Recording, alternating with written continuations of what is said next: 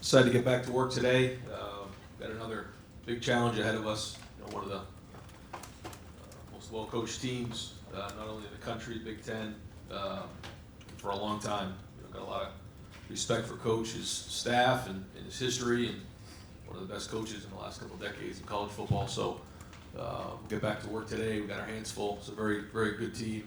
They don't give you anything. They're very sound, and obviously the history of what they've done against Ohio State is something that all of our guys are going to be aware of this week as we go to work today in practice. We'll open it up with questions, front row middle. Dave? Ryan, Urban used to talk a lot about how he would ask his assistant coaches for a 2-year commitment when he would hire them. Nothing that was like etched in stone, but just a kind of a gentleman's agreement. Do you subscribe to that? Did you ask your guys for a 2-year commitment?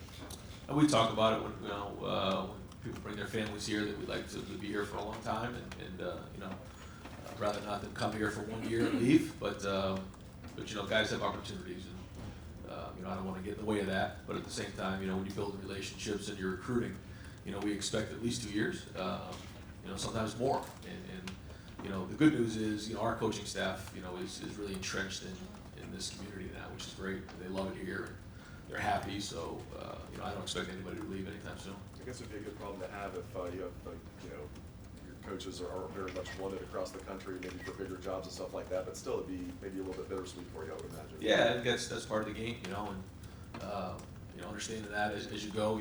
I've had to move around as things went through my career, and sure, certainly don't want that, but things like that happen. But again, I just don't see that with our staff right now. I think guys, for the most part, have just got here, other than a few of us on offense, but I expect those guys to be here for a while. Third row right. Dylan?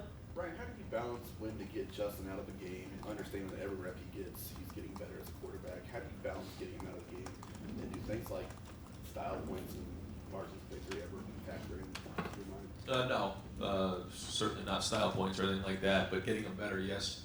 And it's not easy. I can't sit here and tell you there's a magic formula to figure that out. You trust your gut. In that game, I've been in those games before. You look at some of the college games that go on a weekly basis. Games can flip really fast, and they come down and score. We get that fumble that Jameson had on the kickoff, and all of a sudden they score another touchdown. You're in it. You're in a game, and so there's a fine line there. But I also hear what you're saying. You don't want to get them exposed too much, so we try to do the best we can to make those decisions as they come up. Far left. Lori? Ryan, when you see an offense have success against a defense with a certain type of play or something like that, do you expect that defense generally will have that button down when you see them? Oh, you're talking about when we watch a defense on film upcoming? When you, for instance, if you watch what Indiana did, Yeah. worked for them, do you assume that Michigan State will have that button down? Yeah, that's a great question. Yeah, great defenses do that. They see what they, what got them on film, and they make corrections that week because they know it's very much a copycat league and copycat game. So, that's what good defenses do for sure. And we hear coaches all the time refer to, I need to look at the tape. How often do you watch film and see a vast difference between what you thought you saw on the sideline and what you actually see on video? How different is your perspective? It's very different. It's usually never as good or as bad as you thought. There's a lot of things that typically you don't see. You see the big plays, you see the stuff that your eyes got glued to, but that it's happening so fast. And we're in a game or in an industry where you watch film over and over and over again. And then when you get in the game, it happens once, and you got to make really good decisions. And that's where everybody's eyes have to be right during game day, so the information's correct. But there's really so many angles you can watch and different things you can learn from film the next day. Front row left. Mitch? Ryan, is Jeff Okuda a lot better this year, or is the defensive scheme putting him in a lot better positions to be better? Hard to say. I think that Jeff's had a really good offseason, and he's gotten with Jeff Hafley and our defensive scheme, and it seems to be a good fit right now. They're off to a great start. Anytime you come in, you're another year experience, another year in the program. I think that really matters. But I think it's a combination. I think he's a year older, and he's really embraced the style of defense. Front row right. Bill? You talked after the game on Saturday about how Tuesdays and the tough practices you have been so instrumental. Could you kind of elaborate on that? I know Urban Meyer, it was Bloody Tuesdays, it's not a new concept. But what is it about Tuesday practices that are so instrumental in what you've done on Saturday? Well, I just think that, I believe that if you're going to play hard and play tough on Saturday, it doesn't just happen magically. You can't just give the team a really good speech and get them all fired up to play a game. It comes back to their training. You know, I'm not the only coach in America. That's not new news to anybody, but it's something we talk about every week. And we'll do a team meeting today, and then we'll just talk about how important practice is. And if we train really hard, we train really tough, we practice that way, then that's how we're going to play. And you know, it's going to be tough today, really hot today, and we have to work through all that stuff. But that's really what it comes down to, you know. And I think sometimes, you know, guys think, well, I'm just going to get all juiced up before the game, and then I'm going to go play really hard. It doesn't work that way. It's all about how you train and the practices during the week and the decisions that are made during the week, and those type of things are what matter on Saturday. How close to game simulation is it? And can you talk more about the decision to go one-on-one? Yeah, that's hard to do. Sometimes when it fits schematically, it makes more sense than others. And we try to do it some, especially on Tuesday, a little bit on Wednesday. And that's trying to catch up with the speed of the game. Sometimes when the scheme doesn't fit, it actually doesn't work great. So we try to make that fit, you know, on a weekly basis, do some 7-on-7 that way, do some pass rush against each other, so a little bit more individual, you know, of an emphasis that way. But it's something that we constantly try to figure out how many ones-on-ones do we want to do this week. And then sometimes we'll get our next best guys going against them later on in practice too. Front row right, Austin. Ryan, it's somewhat rare for an individual offensive lineman to be the player of the game. What was it about Josh's performance that elevated him on Saturday, especially without Brandon? Well, the whole offensive line graded on champion, and I thought that Stud did a great job. Kevin did a great job of getting those guys ready during the week, give them all the looks that we got. And I thought we handled the pressure really well, the different fronts really well. But Josh Allaby played well, and it was a tribute to his attitude and what he's done up to this point. You know, in the world of people just wanting to go to another school or transfer and go to the portal and try to run to someplace else. This is a guy who stuck with it, kept a great attitude, and when the team called on him, he stepped up and played really well. And I thought, you know, we all felt he deserved to be player of the game. Nobody likes to change up a lineup due to injury, so Brandon probably going to come back at some point and compete there. But does Josh change the equation at all, the way he played on Saturday? Well, he's proven, last year he proved that he could play at a high level, you know, and did a good job late in the season for us, and he did it again. So we talked about how we'll play those guys as much as we can and try to play depth, and if that means on a rotating basis, we will. We'll see how those guys feel this week, and but he'll play. He'll continue to play. Front row left, Nathan. At what point in the week did you know that he was going to have to be the guy that went at right tackle, and how many snaps was he able to get in practice at right tackle? Pretty much all week we knew. Was he involved back in the preseason as far as competing for that job? And where does Nicholas Petit-Frere now kind of fit into this? Yeah, the good news is Josh can play both positions. You know, he can move back and forth from right to left, and that makes it, you know, he's much more versatile than maybe he was when he first came over from defense. And that's a tribute to him, being able to move from the right to the left. And he'd mostly been practicing at left. And then he goes over to right and can play like he did.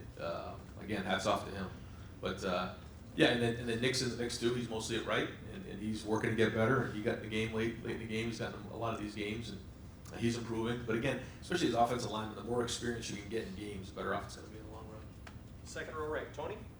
Ryan, when you're coming up with an offensive game plan and you have to go against somebody like Chase Young, how much time does that take? How much focus do you guys spend on just an individual like that when he can do so much? Well, I think that's a great question, because I think if you spend too much time thinking about it, you can get yourself all out distracted. If you don't spend enough time, he can beat you. So I think that's kind of the art of coaching again, is how much do you spend time on a great player. You know, there's a couple of great players on Michigan State, and how much time are we going to spend figuring out how to you know, neutralize those guys, because they are the difference makers. And in college football, you know, great players have to play great, and Chase is one of those guys that, you know, demands a lot of attention. And then with respect to your injury policy, is there a chance that Teron Vincent and C.J. Saunders won't play this year, will they? I don't know about that. I'll have to see. Right behind him, Rob. You become head coach at Ohio State and suddenly people care about what you think on national issues. Lucky you. Pay for endorsement. where do you stand on that? Are you in favor of athletes getting paid for their likeness? I know it's a sticky issue, but where are you? Yeah, well, I'm very much aligned with Gene on this issue, and I understand that it's very complex, and I think it's an exciting issue for student athletes. But I'm interested to see kind of where it goes and the talks that happen, and I do definitely think that there's opportunity out there for these guys, but at the same time, it's not that easy, and there's a history of college football that has been around for a long time, and I know everybody's sensitive to not turn that off into a bad road. And so, but again, my focus right now is really just on the season, so it's hard to get too much down that road. But Gene and I have had great conversations, and I'm very much aligned with his thoughts on that. And an odd question, you've been on the other side of this where you were a huge underdog, maybe at Boston College, and you're taking on a team that on paper is vastly superior. Are there principles when you were that team to try to win that game? I mean, when you're that big of an underdog? Yeah, I think, absolutely. I think anytime, you come into a game, you just go back to, what you believe in, what you're playing to win is, and don't change that. And you just got to be physical. And I know those guys are going to do the same thing. They don't turn the ball over. They control the game. And, if we come in and do anything other than what we've done in the past, then we're going to be in it up to our eyeballs. And so, these guys, they're not going to be taken out by Ohio State. You kidding me? I mean, they've been in here plenty of times in the stadium and done a great job, and one of the more storied histories in all college football at Michigan State. So, those guys know the recipe, and we better come to play, or else we're going to be in it. Second row left, Steven. There's obviously plenty of guys on this roster who have played both sides of the ball in high school before they got here. But you got a recruit right now who he's a defensive guy, he's a defensive end, but he's playing quarterback as well. I guess is there a benefit for him being able to see that position from both sides? I guess of how they go at each other. I guess. Oh yeah, I can't really comment on any specific recruits, but I can say that anytime somebody plays multiple positions or multiple sports, we look at it as a positive because it allows them to compete and work through different things, learn skills that maybe they haven't learned in another position. So we love that. I guess is there because of maybe the position? Does it matter what the position is? I guess like if it's a cornerback and a wide receiver playing, maybe you can kind of implement that for what they do here. It's a quarterback and a defensive end. Is there any real benefit for you? How the way you guys? Again, I don't. I just think that anytime you get to play another position or another sport, you're increasing your ability as a total athlete. Just whether it's spatial awareness or, let's say you're a quarterback and someone puts you into defense. I love that, because now they got to learn to be tough and stick their face on people. So, again, anytime they can do multiple things, I think it's great. And just one question about the offensive line. Last year, from a run blocking standpoint, it struggled a little bit, especially early on. And now this year, like from a statistics standpoint, it's one of the best in the country. How much is the play calling? How much affect that? How much is who the quarterback is having an effect on the run block? I don't know. I don't think it's any one thing, but I think that when you look at what Stud's done and Kevin and everybody on our staff, and then when you look what the guys are doing and taking ownership, Josh and Wyatt, Jonah inside, and then the outside, Thayer, Brandon and Josh, they've all taken a lot of pride in what they're doing.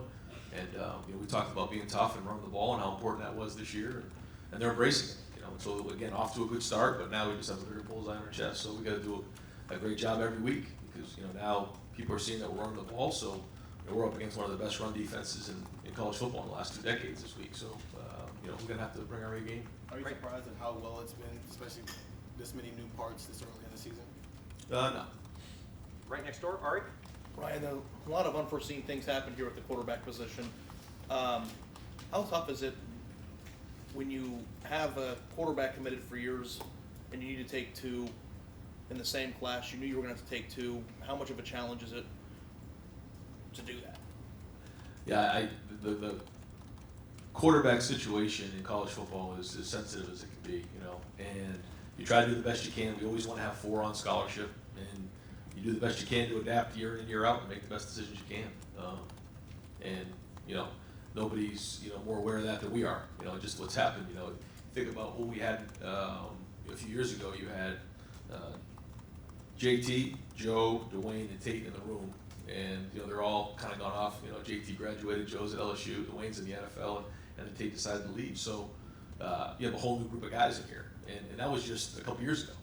And so it happens quickly, and especially at a high-profile place like Ohio State. And we'll do the best we can to adapt to it and make sure we have 4 guys in a room. As a recruiter, though, how do you handle that when you have somebody who's been committed for a while? You know, it's a different position than every other position because there's only one that plays. How do you Yeah, handle well, I that? think what you tell them in recruiting is that all we can guarantee is that there's going to be 3 other guys in a room with you, and you're going to be part of an unbelievable program, have all the resources you need, be part of a great culture, and you're going to get coached up at the highest level. And all we can guarantee is that, and the fact is there's going to be 3 other guys in the room with you, whether they're freshmen, seniors, transfers. You just don't know because you don't have a crystal ball. 4th row middle, Patrick. Ryan, Michigan State's secondary, their pass defense has long been considered one of the best in the country. Statistically, they're not where they normally are this year so far, but I'm curious what kind of challenge they present for Justin in this type of They have a defensive system that has been challenged for years and years. They have answers. So if you run a play against them, they have the answer right away. They're really good at knowing what the defense is. They're not super complicated, but they have answers to everything that you do. So the minute you run a play, they're on top of it, and they got to defend the next play. So and these are guys who have played in the system for a while, and there's coaches who have coached in the system for a while. So it's a tremendous challenge. So for a first-year starter, 6 games in, who hasn't faced something like that before, what do you guys do to get him ready for that type of challenge? You just do the best you can to teach him the style of defense, the system of defense, and give him a good, clean game plan where he can play. And then he has to learn, as time goes along, the adjustments they're making, and anticipate, what the defense is going to do the best you can. But you don't have a whole bunch of time on that. You have a week, you have 3 practices really, and that's the challenge of being a quarterback, is being able to take a whole new style of defense and put a game plan on the field in 1 week. So that's going to be the challenge this week. On the other side of the ball, your defensive line, obviously we've seen what they've done, but how much are they helping the secondary with the way they're getting quarterbacks? We saw Adrian Martinez forced out of the pocket quite a bit. How much does that make it easier on the secondary, or maybe do they have to cover longer? Yeah, no, they work together, and it's kind of hand in hand. If you get a great rush and you can get the quarterback off his platform, then that makes a huge difference. And maybe he's getting the ball out a little bit sooner than he wants, and then vice versa. If the secondary is covering and he can't get the ball out on 3 and a hitch and on time, now he holds it for an extra second. That allows the defense to get to the quarterback, and that's team defense right there. Far left, 2nd row, Matt. You mentioned in your opening comments about the history of this game, Michigan State, Ohio State. They've had some teams that have come up in mid-Ohio State. Why is it important to address that with the team? Like, these guys didn't play on those teams, and some of them weren't born in some of the years that it's happened. But why do you feel it's important? I just think it's important to understand, what you're getting into every week, and every week is a whole new season, and it matters. I think it's the coaching staff we're going against. It's Michigan State. It's the people, it's everything, and it's important to know the history of the 2 teams and when they played, what's happened, and what you're up against each week. I really think that's important to teach these kids. They're 18, 19, 20 years old. Some of them don't even really understand the history, and so I think it's good for them to hear that and understand that and know what they're getting into each week. So we do that. It starts with a team meeting, today at 2:30, and then we kind of hammer that message throughout the week. I want to ask you too, Kenny Willekes on their defensive line. What jumps off the tape when you Production, he's really productive. I feel like he's in on every play when I watch a clip of film. His hands, he's got to be really, really strong because he gets off the blocks better than anybody I've seen in the last couple of years on film in this conference. He plays really hard. His motor is off the chart. He's very difficult to block. Really good player, really tough, and strong. He's in on every tackle, it seems like. 4th row left, Edward. Are you surprised at all in how well Justin has played to this point? Not even being on campus for a year, kind of struggled here during the spring, going through a new system for him. I try not to have too many expectations because it's just all that matters is getting better every day and seeing where it goes. And he's played well. Haven't played full 4 quarters yet, but we'll see. But he's been growing, and the more experience he gets, the better he'll be. But again, try not to put too many expectations on it, other than the fact that let's get better every day and take care of that ball. And when it comes to Michigan State's defense, he's still young. Is there anything that you have to hold back compared to other games going against a defense like this with him? No, I don't think you hold back. I think you have to be aggressive. You can't not be aggressive. That's kind of the way we are. We like to be aggressive, but but he can't just go into the game and think he's all set. All of a sudden, he's played a few games here and he's going to go in against a great defense and just start going away from what's gotten to this point. And that's discipline. That's being tough, and making those decisions. And I think he's done a good job of that. I think he's had decisions where he could have maybe forced it in there and he's thrown the ball away. He's done that a couple times where he did, like the end of the first half. He kind of scrambled around and made a play to loop, but that was dangerous. That could have gone the other way, and so he's got to learn that off of film. And sometimes we call a good play and people are open. Great. Sometimes defense calls a good play and it's not open. Well, throw it away. We'll live to see the next down. I thought he did a great job of that. In the second drive, it was 2nd and 10 in the red zone. We called a play to the tight end. It wasn't there. He threw it away. The next play, we get the first down and the third down and end up scoring. And I thought the play of the drive was a throwaway on 2nd down. And I told him so. So again, those are the kind of things that he's growing with. And during fall camp, what was the biggest difference you saw in how he was adapting to your offense and kind of getting comfortable with this guys? And just the experience and understanding it.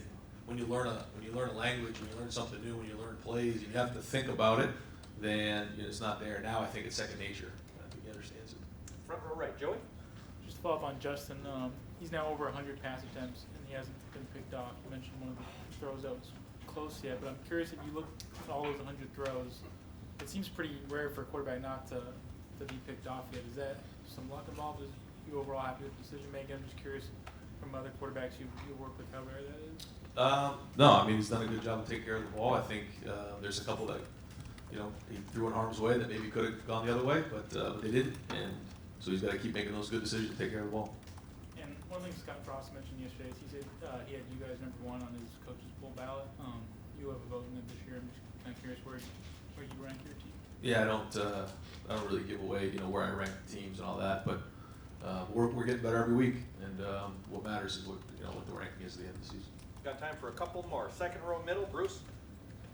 I would describe that win Saturday as very businesslike. There were a lot of things that could have distracted you with game day and the road and all that stuff. I wondered, do you put much stock in a pregame read on your team? It may not be right before you go out and kick off. It might be on the plane. It might be Friday. Just what's your frame of reference on getting a vibe on your team and when they're ready to just go out and do business like that? I think you get a vibe during the week for sure with the way they practice, but there's definitely a feel the day of, and it's hard for a night game because you don't just want to wake up and have them start running through walls for you because the game's not till that night. I think you can usually tell if it's a noon kickoff, if they wake up with energy and juice, they got a good look in their eye, they're probably fresh and ready to roll. A little bit harder in a night game, but again, I think it goes back to if they practice hard during the week, they're going to play well. You clearly have themes. You emphasize toughness, tackling, the fundamental type stuff, but I know you probably cognizant as a coach of your message not getting stale. How do you try to vary it, or how do you emphasize the same things without it becoming the same message and they just tune you out and you have a bad performance? I think that's another art of coaching this generation is that, I talk about we have to be tough, and to your point, I think, maybe they get tired of hearing it or they can't get tired of hearing it because that's what's got us to this point, and we're building that toughness. But toughness isn't just on the field, it's all these other things that are going to come in. It's sustaining. That's what toughness is. Can you sustain throughout a season? And if you can, then you are tough. If you aren't, then you weren't as tough as you thought you were. And so that's all the stuff that on a weekly basis we have to just keep hammering away. And we're not going to get away from that. I think there'll be some other things along the way that, to your point, where we have to maybe focus this week on something a little bit more than others. But at the end of the day, it's going to come down to how tough we are. And if we can sustain throughout the season, then we are tough. If not, then we're not going to be. Is that coach driven or is it player to player driven? Well, it starts off coach driven, but then as the leaders can pick that up and start hammering that message home to everybody else, that's when they have something special. And I think that's the best teams I've been around. The players are the ones who hammer that message home. So if the coaches leave the room and they're still saying the same message, now you got something special. If it's just coach driven, then it's just okay. But we want to be elite. Front row right, Tim? At this point, is Master Teague III a surprise to you anymore? What do you see that's come along big time in his game? And there was that one series Saturday night, it looked like I called it the fatigue program where I went to him 3 straight times for a touchdown. Just what's come right with him? Well, he's a great change-up to JK. He's different, and so I think that matters in a game. But I think, to to answer your question, I think Master's done a good job of taking care of the ball. That's the first thing. Because as hard as he runs and as big as he is and all those things, if you don't take care of the ball, you can't play a running back here at Ohio State. So now he's taking care of the football. He gave it up a couple weeks ago, but that was it. For the most part, he's hung on to the ball. I think he's running hard. I think he's downhill, and when he sees it, he's rolling. And so the different schemes that we're doing, I think, fit his style really well. And he, may not be pretty, but he's pouring it up in there, and he's practicing. I mean, there was a time there in the spring and the preseason he wasn't practicing, so that's hard to get better.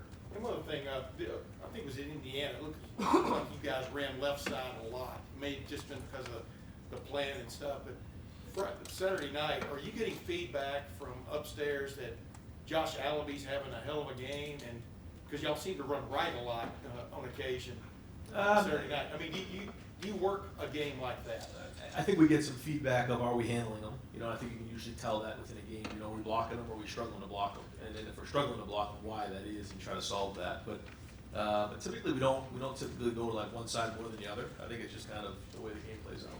And final questions, front row left, Doug? When you left San Francisco, did you tell Halfley I'm going to hire you when I become a head coach? No, but we had several conversations about coaching in college, and that's where we both wanted to end up. And I told him on Sunday we were going to coach together. I didn't know I'd be the head coach here, and that's how it would work out. But I always knew I'd coach with him again. He's somebody that I had a connection with right away. I had a lot of respect for. I think he's a tremendous coach, relates well with players, and he's a great recruiter. And that was somebody I always wanted to be around. And so I knew I'd coach them again. I just didn't know where. When you were an assistant, did you have the list of guys that I will hire when I become a head coach someday? No, I mean I had a list of guys that I was colleagues with and people I respected, but you just never know where people are at in their careers and where things are at. You try to piece it together the best you can, but he was always a guy that I obviously wanted to have on the staff. And all the things you had to do when you took over this program, that part of it, figuring out the 10 guys that you wanted to have on your first staff, were you nervous about that? Were you super confident, man, I'm going to go 10 for 10 on these hires? And just as you've watched these guys coach through the preseason, through the first 5 games, how do you think your staff has done? I think our staff's done an excellent job. I think when you piece it together, it's not that easy. There's so many different things that come into play. Recruiting, experience, energy, football knowledge. I mean, all those things, when you try to piece it together, it's really important. And then chemistry. If guys don't get along well, it doesn't work. And I talk to our guys about that. Our team can feel the staff chemistry. I mean, if we love each other as coaches, then they're going to feel that. And that was just as important as any.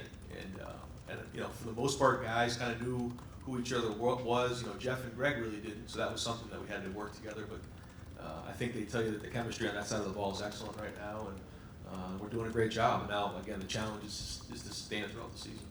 Coach, thank you very much. Thanks, Ron.